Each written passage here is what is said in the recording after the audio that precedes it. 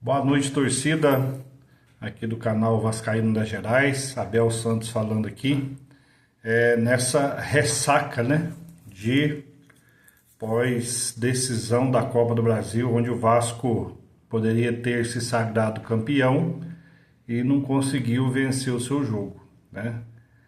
É difícil, a gente sofre, minha filha até coloquei aqui no canal. Levei ela em São Januário pela primeira vez para ver o Vasco jogar ao vivo, naquele Vasco e Juventude, e o Vasco conseguiu perder para o Juventude aquele jogo, enfim. Terrível, né? Terrível, mas vida que segue. Bom, falando um pouco aqui do jogo, ontem o Vasco tinha tudo para dar essa alegria para a sua torcida, né?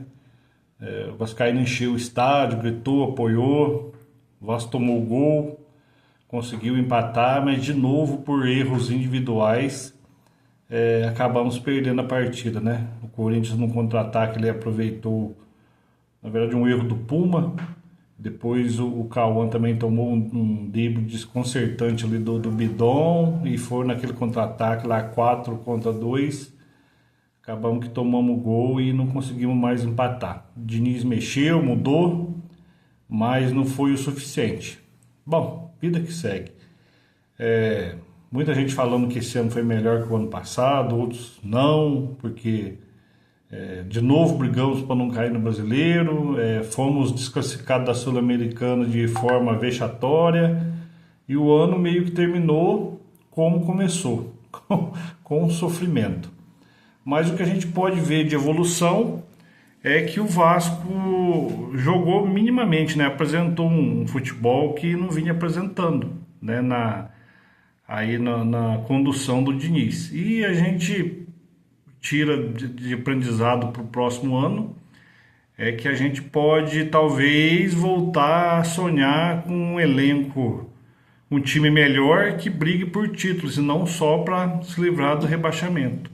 Ano passado ficamos pelo caminho ali na Copa do Brasil, na semifinal contra o Atlético. Esse ano já chegamos na final, fizemos 2 partidas muito boas contra o Corinthians. Na verdade, se o futebol fosse justo, se tivesse justiça no futebol, o Vasco teria sido campeão. Mas não é assim que funciona. É bola na rede. Como diz o Jean Faísca, né? É bola na casinha. Então o Vasco não fez seus gols, o Corinthians aproveitou as falhas do Vasco. E aí teve 3 oportunidades de gol, nas 3 converteu 2 e foi campeão dentro do Maracanã, o que deixou a torcida mais entristecida ainda e mais um ano de sofrimento.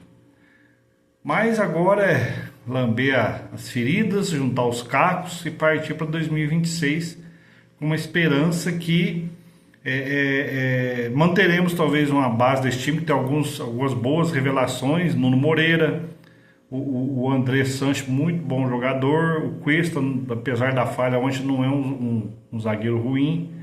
Eu renovaria com o Puma, gosto do Puma, né? O Thiago Mendes também, muito bom jogador, tomou conta do meio, Barros. Então a gente tem uma estrutura, dá para se manter uma espinha dorsal para o ano que vem. Claro que tem que mudar a atitude, principalmente do Diniz, que quer jogar às vezes para quer fazer o certo. Não, a gente tem que vencer. O Vascaíno não aguenta mais só viver de projeto, quer vitórias, e para isso temos que vencer.